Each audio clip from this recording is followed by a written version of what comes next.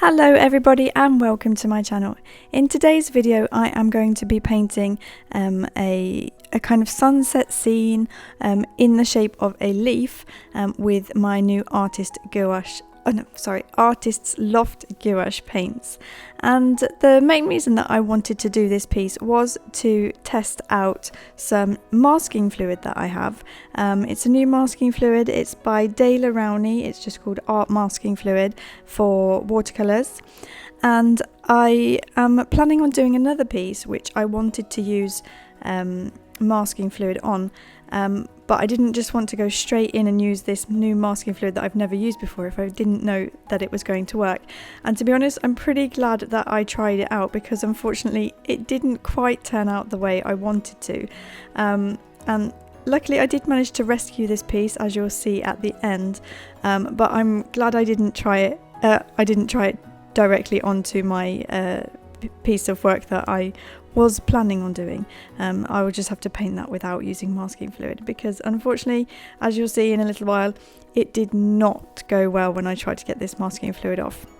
But anyway, as you can see, I'd gone out and I'd found a leaf on a walk, which I then traced around, and I painted on the masking fluid quite thickly round the edge of the leaf, and I thought that would be good enough, and I only left it on there for like 12 hours between the actual painting the masking fluid on and then doing this piece on top of it.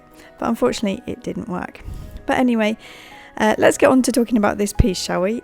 Because I had a lot of fun painting it, and I actually really enjoyed using these gouache paints.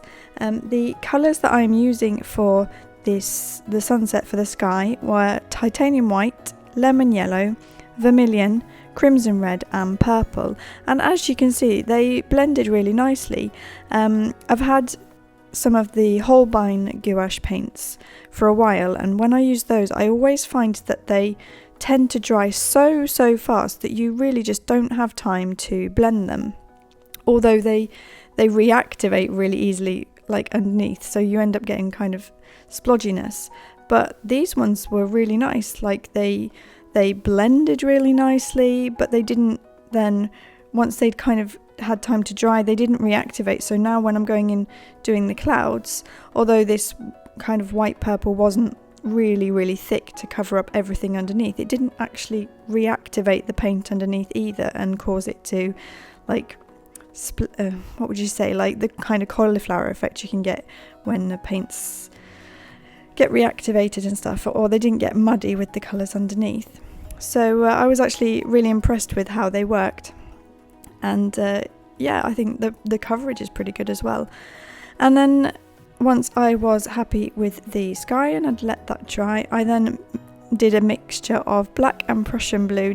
I didn't want it to be quite black, so I just added a touch of blue to it, and then went in and painted these kind of rock shapes in the background, and the rest of the what's going to be sea. And after that I went in and did some fine lines. They weren't quite as fine as I wanted them to be. I should have really used a thinner brush, but there you go. I ended up being quite happy with how this turned out in the end anyway.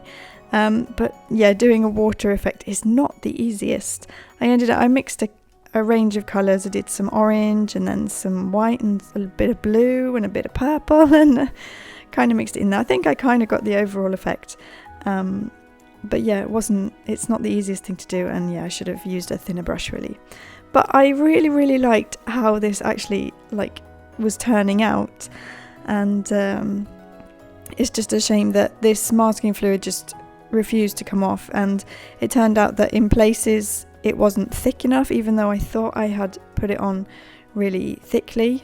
In places it, like some of the paint had bled through, and I don't know if this is a problem with using gouache that maybe wouldn't happen with using watercolours, but it also ended up cracking some of the paint, so it just didn't come off cleanly like where it should have done, especially where the black rocks and stuff were. It ended up cracking some of the paint. Some of the paint got left on the paper. When I tried to rub it, it just kind of smudged. and yeah, it just was not good, unfortunately. But the saving grace is digital. So what I did is, after I had peeled off all of the masking fluid and wasn't impressed with how it turned out, I then took a photograph of this piece and I popped it into Procreate, where I just went around the entire image and kind of rubbed out all of the I'm not sure you could say mistakes, but all of the extra paint that got left around the around the image. I think it looks really, really good once it is finished in Procreate. Obviously, it's just a shame that the original is kind of ruined, but I am really glad that I didn't just try this directly on the piece that I was intending to, because I would have been really, really angry if I had ruined that piece. So yeah, I guess there's some saving graces there.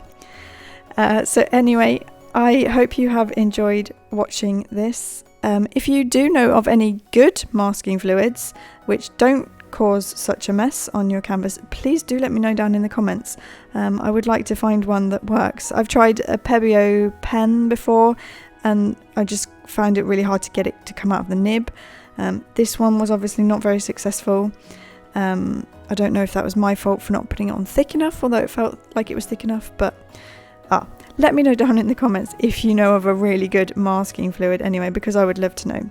And anyway, here is the final cleaned up version. And I really hope you have a great week. Thank you very much for watching, and I'll see you in my next video. Bye!